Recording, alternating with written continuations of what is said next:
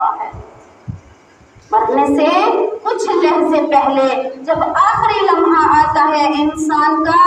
اس وقت بندے کو اس کی زندگی کے ابتدا سے انتہا تک، موت تک ہر چیز اس کے سامنے چلائی جاتی ہے، دکھائی جاتی ہے۔ اس نے دنیا میں کیا کیا کیا ہے انسان دیکھتا ہے اور اپنی زبان کو اپنے دانتوں کے نیچے دبا کے کہتا ہے کاش میں نے ایسے نہ کیا ہوتا۔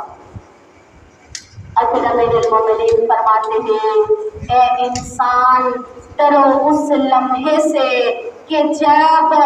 قبر میں اتنا اندھیرا ہوگا کہ ہاتھ کو ہاتھ دکھائے نہ دے گا۔ اے انسان ڈرو اس لمحے سے کہ جب تمہارا اپنا بیٹا، ڈرو اس لمحے سے کہ جب تمہارا اپنا بیٹا لے جائے گا، قبر میں لٹائے گا، اپنے دامن سے مٹی کو جھاڑ کے باہر نکل آئے گا۔ بالکل ایسے ہوتا ہے۔ ہم دنیا میں اولاد کے لیے کیا کچھ کرتے ہیں، بہت دنیا میں ضرورت پڑے تو کوئی ایسا کام بھی کر جاتے ہیں جو خدا کو ناپسند ہو۔ اولاد سے اتنی محبت ہوتی ہے، وہی لمحہ ہوتا ہے، میرے مولا فرماتے ہیں وہ وقت ہوگا کہ جب ماں لیٹی ہوگی، بچہ اپنے دامن سے مٹی کو جھاڑے گا، پشت کے پیچھے سے باہر آ جائے گا اور فرمایا کہ ماں ہے یا باپ ہے، وہ زمین کے اندر سے صدائیں دے گے۔ اے میرے بیٹے، میں اس سے پہلے کبھی اتنی اندھیری جگہ میں نہیں رہی،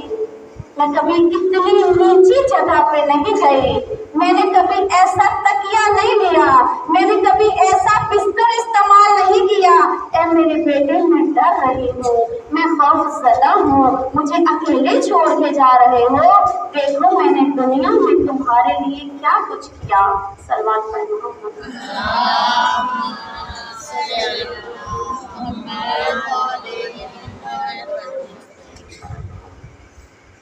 بس ہم نے دنیا میں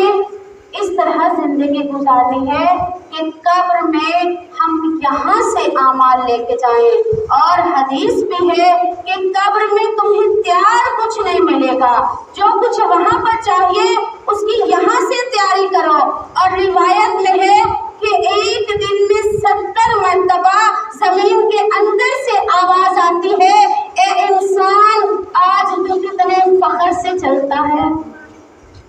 آج تجھے کتنا غرور ہے، اپنے زور بازو پہ، اپنی قوت پہ، اپنے مال پہ، اپنے پیسے پہ، اپنی شہرت پہ، اپنے حسن پہ، ہر چیز پہ آج تجھے مان ہے، تو میرے سینے پہ چلتا ہے۔ لیکن ایک دن وہ آئے گا کہ جب تو میرے سینے کے اندر آ جائے گا، اس دن کے لیے تیاری کر کے آنا، یہاں پہ بستر نہیں بستر ساتھ لے کے آنا، یہاں پہ سکون نہیں سکون ساتھ لے کے آنا، یہاں پہ غذا نہیں غذا ساتھ لے کے آنا، یہاں پہ گھر نہیں گھر ساتھ لے کے آنا۔ جو کچھ چاہیے وہ تمہیں پہلے سے تیاری کر کے لانا پڑے گا۔ سلوات پڑھیں۔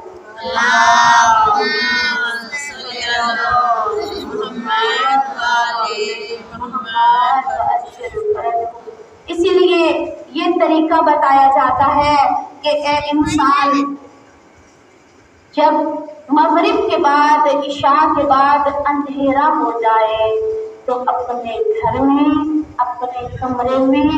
لائٹس کو آف کر کے دروازوں کھڑکیوں کو بند کر کے جب اندھیرا ہو جائے تو اس فرش پہ لیٹ کے دیکھنا اور خیال کرنا کہ آج یہ چھت کتنی اونچی ہے،